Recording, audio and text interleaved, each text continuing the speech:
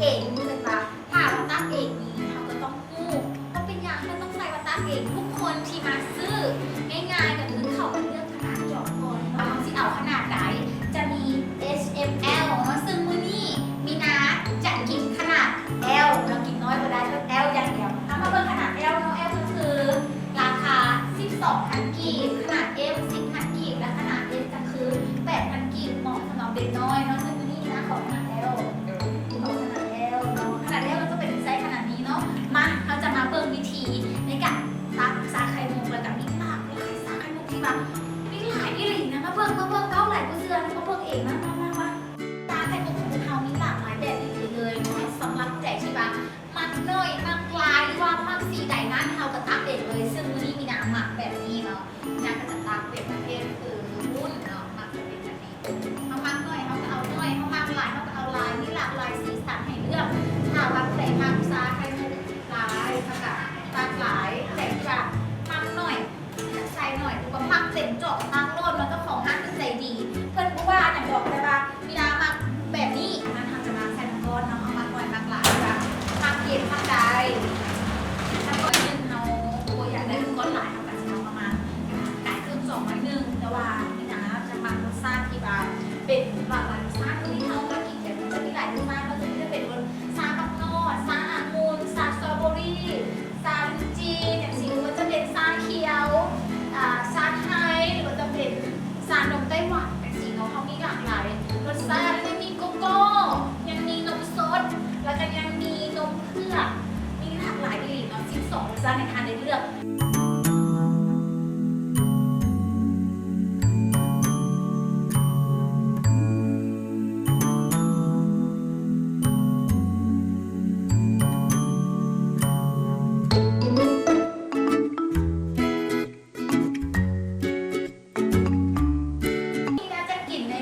ของสตรอเบอรี่เอารสชาติสตรอเบอรี่เขาสามารถเลื่อนมาตักเต็มเทียบจะเต็มจอกได้เลยแต่ขออย่างเดียวเนาะพื้นที่ปริมาณให้บอกว่าไม่เอาลูกจอกนะต่อจอกก็ได้เด้อเต็มจอกสักพอนะโอเคหลังจากนั้นเราก็จะมาปิดฝาด้วยตัวเองทุกสิ่งทุกอย่างเราเฮ็ดเองเหมือนเจ้าของห้างมีหน้าที่เก็บเงินเนาะเจ้าของห้างมีหน้าที่เก็บเงินทำกับจะวาง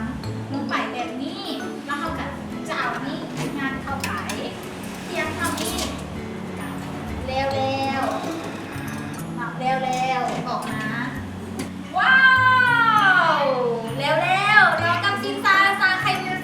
2018ซึ่งง่ายๆกับในการเฮ็ดสำหรับผู้ใดที่ว่าบ่เคยเฮ็ดเองต้องบอกเลยว่ามีนาเคยเฮ็ดครั้งทำอีกเพราะว่าผ่านมาเวลาที่เราไปซื้อซาไข่มุกหรือไปซื้อซานมยุคห้าอื่นๆก็คือจะมีพนักงานเปิดเป็นผู้เฮ็ดให้ซึ่งมาสินซาไข่มุกตักเองนี่แมนเขาจะได้บริการเองตั้งแต่ขั้นตอนไปเอาจอกเนาะไปเอาจอกแล้วไปตักซาไข่มุกเองใส่น้ำก้อนเองแล้วก็ไปเลือกน้ำเองมักน้อยมักหลายก็จำเป็นต้องสั่งพนักงานเสิร์ฟว่าผมค่อยขอนค่อยหน่อยนึงเด้อบ่ใส่หลายเด้อบ่จำเป็นต้องเบ้าคำนั้นอีกแล้วซึ่งในมื้อนี้มาที่ห้างสินซา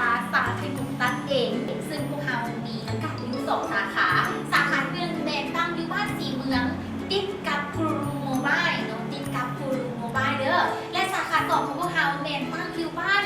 ศพปลาหลวงกายวงเวียนศพปลาหลวงหรือว่าวงเวียนไฟฟ้าหลายๆคนอาจจะพูดตั้งกันดีก็คือวงเวียนศพปลาหลวงเลี้ยวขวามาทางวิทยาลัยหรือว่าทางโรงเรียน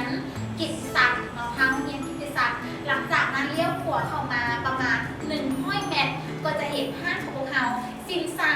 ไข่มุกตักเอกซึ่งก็เป็นทำกับทางห้างอาหารสีนกเนาะซึ่งมื้อนี้สินซาไข่มุกตักเอกพร้อมแล้วแห่งการบริการอยู่ที่สาขา2ฝากไว้เด้อพวกเรามีทั้งกัด2สาขาซึ่งในมื้อนี้มีนาได้มาบุกฮอนห้างเพิ่นทางเจ้าของห้างเพิ่นก็ใจดีได้เพิ่นบอกว่าพิเศษสำหรับรายการชีวิตและเศรษฐีของพวกเราได้มาเยี่ยมยามทางห้างเพิ่นบอกว่ามอบซาวจอบให้กับเป็นรายการทุกทานเลยนะโอ้ยต้องขอบใจทางห้างเพิ่นโน้ใจดีอีหลีมีนามากินฟรีแล้วยังบ่พอได้ทั้งเจ้าของห้างเพิ่นมอบให้มีนาไปแจกในรายการชีวิตและเสียงเพลงทางขึ้น FM ค่อยหาจุดหาเลยกะเอิญเวลา 19:30 หา 3:30สำหรับท่านใดที่อยากกินซาแซ่บๆแบบนี้ ต้องติดตามรายการเด้อมีน่าจะแจกน้ำกันก็คือซาวจอบสำหรับซาวจอบนี้สามารถไปเลือกมาสามารถไปเลือกได้เลยว่าที่ไปสาขา1หรือที่ไปสาขา2เพียงแต่ทานแคปหน้าจอเวลาที่ตอบคำถามกับโฆษกนีนาแล้วทานก็จะเอาแคปนั้นไปยืนว่าพวกเขามาจากรายการชีวิตและเสียงเพลงควรตอบคำถามถึงเกตกับซาของพวกเขาหรือว่าซาไข่มุกของพวกเขาในมือนั้นทานจะได้รับทันที